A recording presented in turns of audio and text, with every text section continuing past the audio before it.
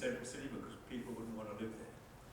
So sometimes there is some resistance to this change. So what happened?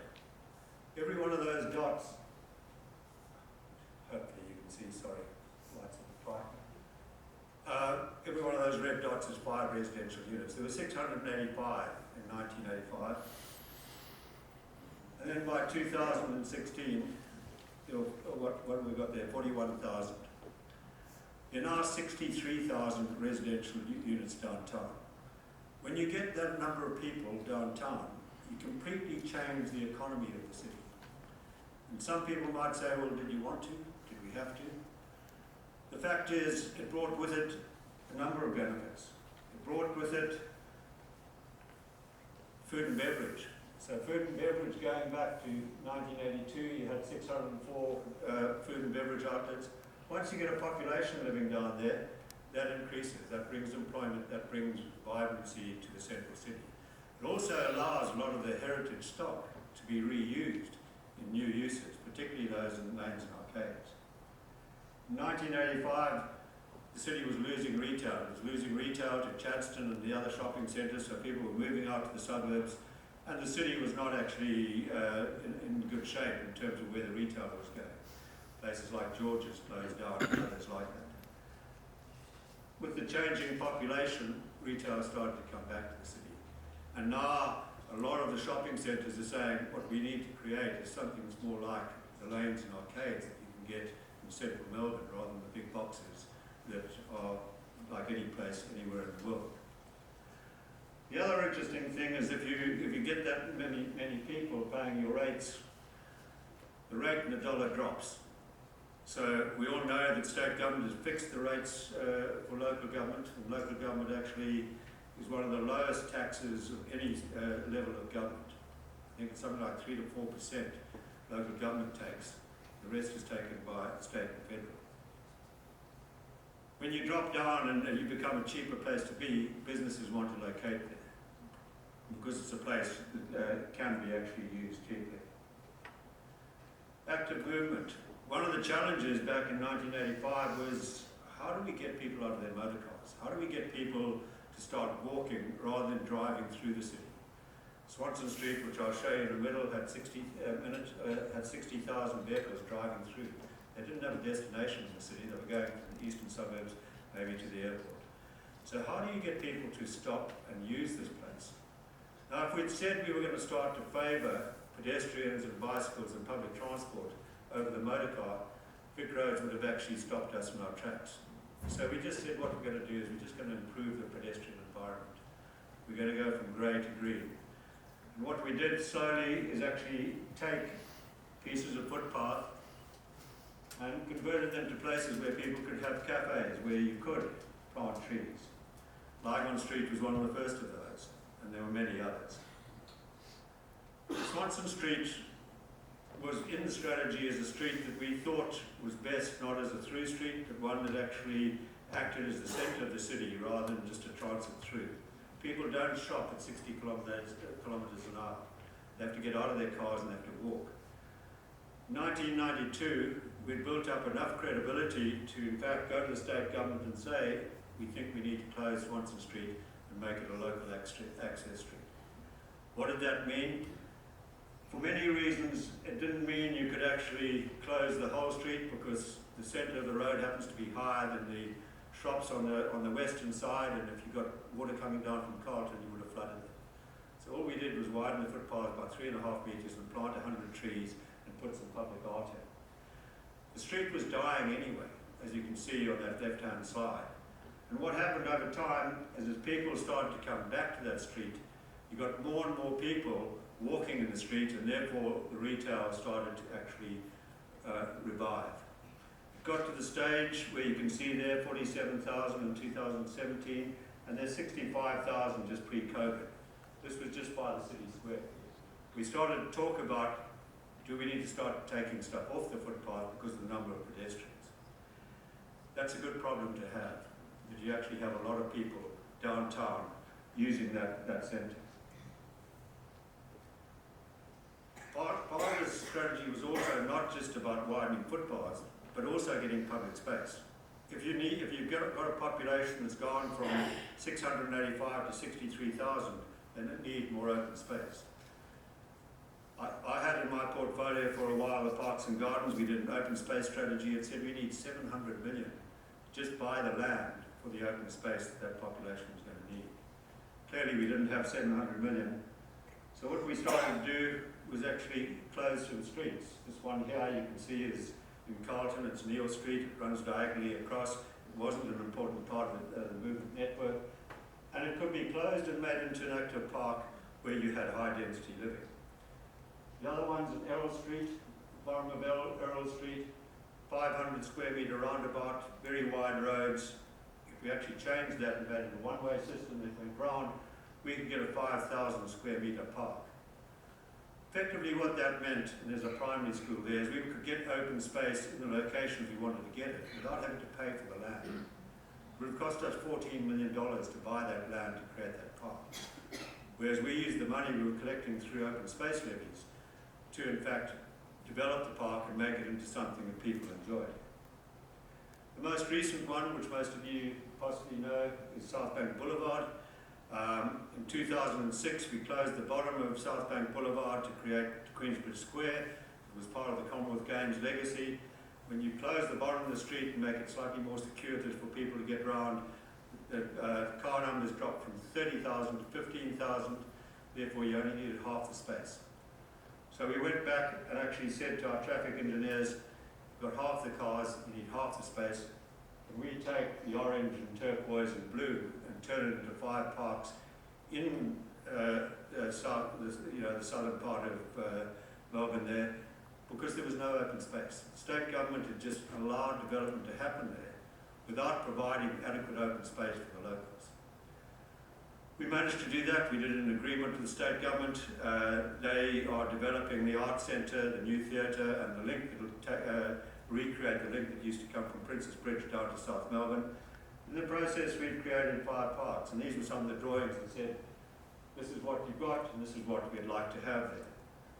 A few years ago, it was completed, and you now have parks of different, there are 5 of them, parks of different character, depending on the adjacent activities. One of which is a playground. A playground is unusual. It's unusual because first of all it's made out of 50-ton rocks and they're sitting on little trolleys, but you can't push them. People have tried and they don't move. And it looks like it's on bluestone, but the bluestone is actually soft fall, made to look like bluestone. Why would you go to that sort of difficulty? A, because it's good for kids to experience risk within the auditable abilities of the playground, which was totally audited. But it's a community meeting place. It's where people go and actually meet other families and come together in the area. So these things are important about how you create community. You can see some of them, and obviously it appeals to all ages. The other thing that we were doing with the active transport is bike lanes, a network of bike lanes, a lot of which went in COVID, and basically slowly started to dedicate those to bikes and separate them from cars. The fourth quality we need is that high quality public realm. This is the space that people spend their life. A lot of people don't realise that, but the streets make up 80% of the public space of any city. That is our major public space, the streets. They've been designed for cars. If we start to design them for a better balance, and it doesn't mean you have to exclude cars, you could actually get to a stage where that balance actually creates a good street. And my one liner is, if you design a good street, you design a good city, because 80% of the space is made up of streets. When we started changing the public realm in Melbourne, which is using the bluestone pavement and creating our own furniture, one of the people in my office, Nathan Alexander, came to me and said, Rob, nobody will ever know we've been here, because we're doing it in the character of Melbourne. We're using the local stone, we're actually doing all that. We need to measure it. And fortunately he said that, and we got hold of Jan Gell in Copenhagen, who's a well-known urban designer, and he said, Jan, help us measure this. He came down and we created the first document called Places for People, which set a whole lot of data about what the city had at that stage. 10 years later, we repeated that study again with Jan, and the statistics that came out were quite incredible. We were lucky because things were changing quickly. And so if you had no residential, you put a lot of residential in, you got a 3,311% increase. What that did is give him data that he went around the world and actually said, if you want to see how a city changes, go and have a look at Melbourne. And he started saying things like Regent Street, Burke Street and Swanson Street carry more pedestrians than Regent Street in London. Those are powerful when they're coming from international people like Jan Gell. So he popularised Melbourne and the way that the public realm was changing. And much of that was done with very simple things, as I say, like benches, paving, trees, and cafes. The other thing that we're all going to need to do is adapt our city for climate change.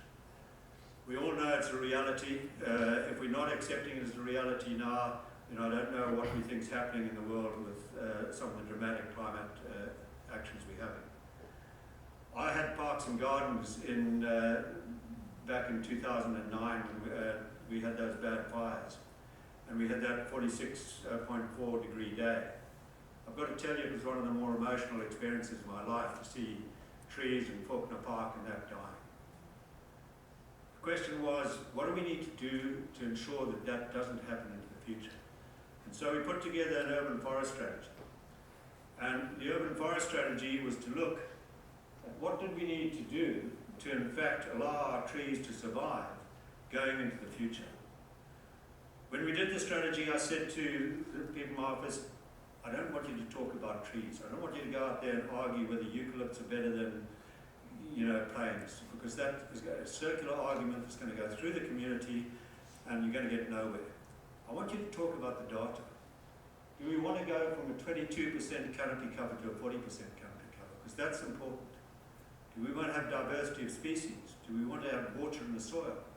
What are the metrics we need to actually have an urban forest? And then we can discuss what tree you can plant to make that happen.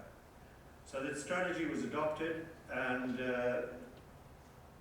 really came on the back of this, and I put that slide up not to be dramatic, but to basically say more people died of heat exhaustion than died in those fires on that particular day.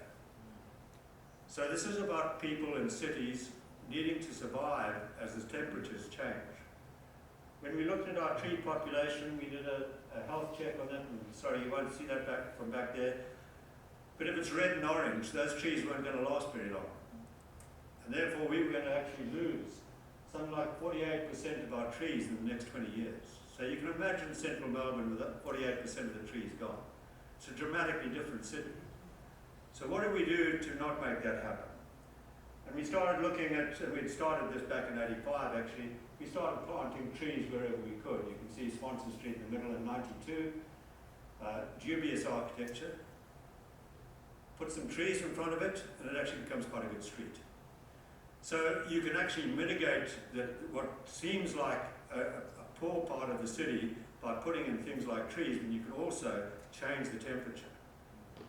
So trees became very important to central Melbourne, but also water became very important. If you're going to keep those trees alive, you're going to have to in fact keep them watered. And we started to talk about the city as a catchment. How do we catch and keep the water that falls on our city? How do we manage overland flow when too much water falls at one particular time? And that strategy, and you can see one of the initiatives here, was to take water straight off the street into a tree pit. The tree is about 600 millimetre below the ground. So the tree gets the water before it goes in the pipe. The pipe was the last resort, not the first resort. And then there are other very simple strategies. Central Melbourne had wide streets. You put medians down the middle and you plant trees. You actually put tanks in and you collect water. So all the blue lines there are where streets have had widened medians. Most of them you'll drive down today and you think it's always been like that. But in actual fact, many of those have gone in since 1995. Black stars around the top, running up into Carlton and around East Melbourne, are tanks. And they're large tanks that actually allow us to collect water and use it in the parks that they're usually adjacent to. But they're also tanks that allow us to actually slow down overland flow. So we've actually got them computerized that if you're going to have a heavy fall of rain, you can empty the tank before it arrives, and then collect that storm water and slow down the flow so the cars don't start floating in the bottom of Elizabeth Street. An example of one of those was in Fitzroy Gardens. That's the depot on the left there. It was a depot that's grown up over decades. It was a bit hodgepodge. There hadn't been a lot of planning. And we needed a tank in Fitzroy Gardens. So we convinced the councillors that we need to rationalise the depot. We went to the federal government. Julia Gillard was Prime Minister at the time. We got money from her for water savings. We decreased the size of the depot and put 4,000 square metres of open space back and built a tank. That large tank that you saw there. And that gave us 5 million litres of water. So 80% of the water that's used in Fitzroy Gardens comes from that tank. We also built a little cafe and restaurants that looks after tickets for Cook's Cottage, so you had a tourist precinct. Many of these projects can be multifaceted. They don't just have to be about collecting water. They can be about rationalising a whole lot of other things. We put tanks under streets. This is in East Melbourne. That tank collects water. The water gets purified in the median, in the middle of the street, and it gets used back in the park. Greening of buildings was the next strategy. In about 2000, John So, who was the mayor at the time, said, look, we're planting trees, we're collecting water, we're doing all that stuff you've been talking about. What's next? And the biggest greenhouse gas emitters in the central city are the office buildings. So the answer to that was we need to, in fact, design, or people should start designing green office buildings that use less energy, less water, and also provide a healthy office environment. How do you convince people to do that? Well, to his great credit, we said we've got an empty site, our office buildings are aging, why don't we build one ourselves? And that became CH2, which you can see here. That was built in 2006, and it basically was the first 6-star Green Star commercial office building in Australia. It did a number of things. It saved a lot of energy, and the energy that we saved was about $400,000 a year. The thing it also did, and only became really important a few years ago, was it actually gave you a good indoor living environment. The section you can see on the left, the air comes under the floor, comes up at your feet, and goes out in the ceiling. Your body and your computer are hot, so you sitting in a column of fresh air, that air is never recirculated. It goes through the space, out, and back up into the atmosphere. So you sitting in an environment like the gent at the bottom here, rather than the normal environment, you're in an office building, which is where the air is blown at the top, circulated around, pulled out, and sometimes recirculated, so everybody can share whatever you've got. The financial ramifications of that was Adrian Lehman, a specialist from the UK and CSIRO, said we were saving 10% of the, in terms of productivity and well-being of the staff in that building. 10% of the salaries in that building is $2.4 million. We paid for everything that went in that building that was above a normal building in 4 years.